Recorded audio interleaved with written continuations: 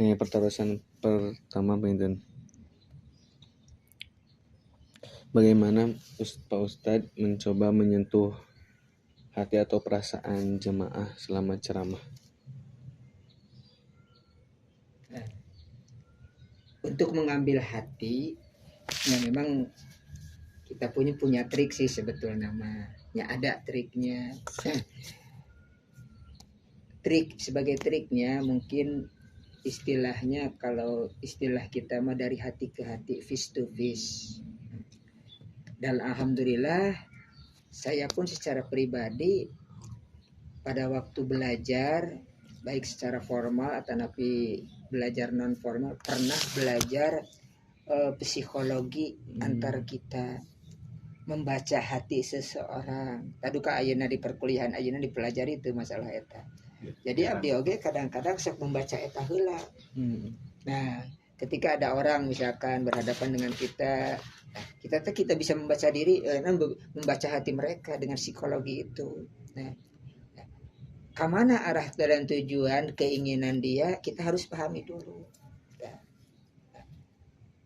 Dan alhamdulillah setelah kita membaca secara psikologi dari hati ke hati, nah kita paham apa yang diharapkan oleh mereka, oleh audien, oleh jamaah, sesuai dengan konteks yang kita terjadi pada saat ini, lalu kemukakan teksnya dari permasalahan jamaah di dalam pengajian kita sampaikan. Dan kadang-kadang abdi oge untuk mengambil hati teh eta teh dibarengan ku rasa sedih ayah. So, jujur lah. Rasa sedih kadang-kadang dugikeun ka nyada karena penghayatan itu.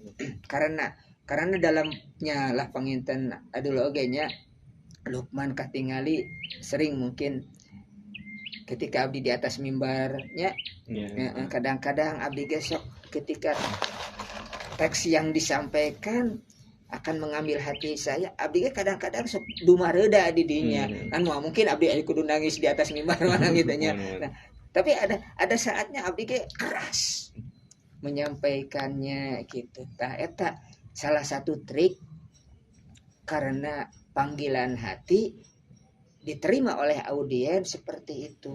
Nah, dan alhamdulillah mungkin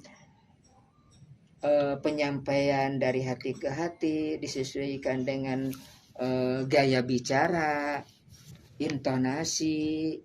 Nah, mungkin para jamaah teh ya walaupun tidak 90%, nya mungkin aiku 10% memberikan aya lah kagores dina hatena. Ku ayana cara kit seperti itu teh.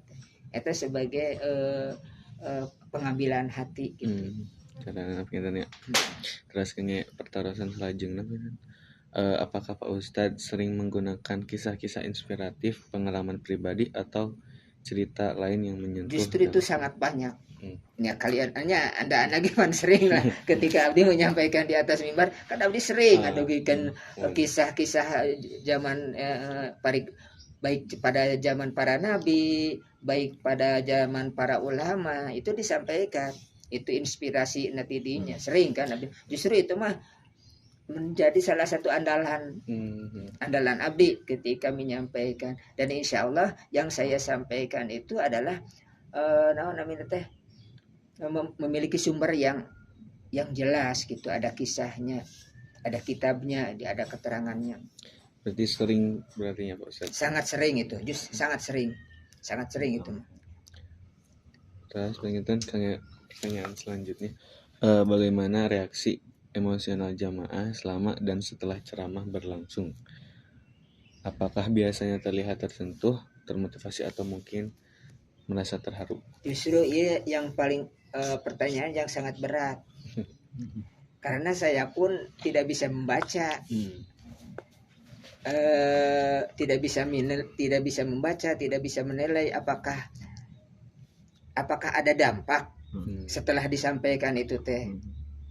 Nah, ini tidak bisa membaca kan, susah karena itu audiensnya dari 10 orang, 50 orang, 100 orang teh kita tidak bisa melihat perbedaan sebelum dan sesudahnya.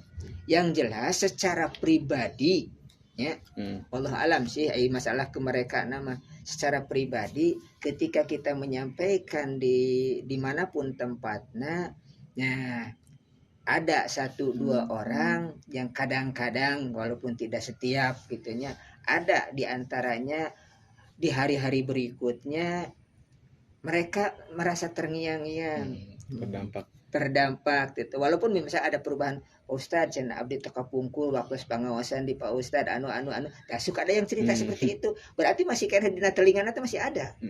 Nah abdi teh emut kadinya cenah kumaha cenah pamikiran, nah sok aya pertarosan, tapi bukan 1 hari 2 hari 1 minggu 2 minggu, kadang-kadang mungkin ada tahunnya itu teh, tapi ada di nempel di telinga dia, teringat terus ada gitu di antawisna gitu. Ada di antawisna nya sanes ada sih nya cuma lumayan lah ya gitu. Sebagian besar ada dan enggak ada juga. Ya kadang-kadang mungkin mereka ada yang lupa, tapi di antaranya ada yang sudah yang mungkin karena tersentuhnya itu jadi tercatat di dalam memori mungkin. Berarti hanya pertarusan selanjutnya pengintan. Apakah Pak Ustadz menggunakan bahasa atau gaya penyampaian tertentu yang dirancang untuk membangkitkan perasaan tertentu seperti rasa empati atau semangat? Kinten apa itu? Jujur abdi secara pribadi aing ngarancang bahasa mah henteu. Teu jujur abdi mah eta mah spontanitas we panginten ari bahasa mah. Nya ari konsep mah apa yang akan dibahas hari ini, nah, tentang misalkan kurban karena misalkan memang jujur di konsep ayat sakitu hadis di mana, tapi ari gaya bahasa badai ngagunakeun bahasa jiga kumaha mah jujur abdi itu masih spontanitas ya. Pami gaya penyampaian maksudnya gaya penyampaian bahasana cara tapi gaya penyampaian materi pengajiannya gitu. Ya, materi mah memang dirancang sih. Materi mah di konsep memang betul jujur di konsep ari itu mah namanya judul mah tema mah. Kalau tema mah memang jujur sapertoskeun ayeuna. Jadi konsep eta mah minimalnya di dalam hati kita sudah punya rencana pengajian hari ini akan menyampaikan tentang khutbah Jumat ini akan menyampaikan tentang memang itu mah di konsep. Di konsep. Cuman kalau misalkan gaya bahasa mah jujur itu mah alamiah we. Spontan ya. Alamiah we gitu. Itu mereka pertarasan selanjutnya. Apakah Pak Ustadz memanfaatkan ekspresi wajah, intonasi suara atau gerakan tubuh untuk memperkuat efek emosional ceramah Pak Ustadz? Nah, memang kita harus karena pesan Rasulullah ya pesan Rasulullah di dalam Nurul Yakin kalau tidak salah dalam Nurul Yakin berdakwah itu harus tegas, lugas. Iya, tegas dan lugas. Ya, menggunakan bahasa yang lugas gitu. Jadi orang teh upami dakwah teh ulah campieu tidak bergairah. Nah, ya, justru kita teh harus tegas. Ada saatnya kita namanya teh lembut. Ya, ada saatnya kita harus mengeluarkan suara yang keras. Itu ya yang tegas lugas teh, tegas lugas. Ada saatnya kita harus dengan nada yang rendah kapan. Nah, dan ada saatnya pula kita harus dituntut untuk mengeluarkan nada yang tinggi. Alhamdulillah itu nya panginten sakedikna abdi gedak punya keyakinan kadinya eta digunakeun. Pami gerakan tubuhnya. Nah, kalau gerakan tubuhnya abdi ge sering gitunya. Jujur, upami misalkan ayeuna dina pengajian salianti khutbah mah abdi ge kadang-kadang berdiri gitunya.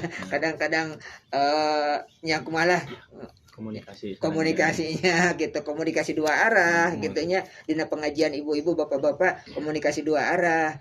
Nah, kecuali kan dina khutbah, hari dina khutbah mah tidak boleh, sekalipun kadang-kadang ada khotib yang salah, jamaah tidak boleh protes. Kan khutbah mah gitu, khutbah Jumat mah. Bahkan memang orang-orang Hanafi, Imam Hanafi memperbolehkan mengangkatkan tangan, tapi kan di Syafi'iyah mah tidak boleh.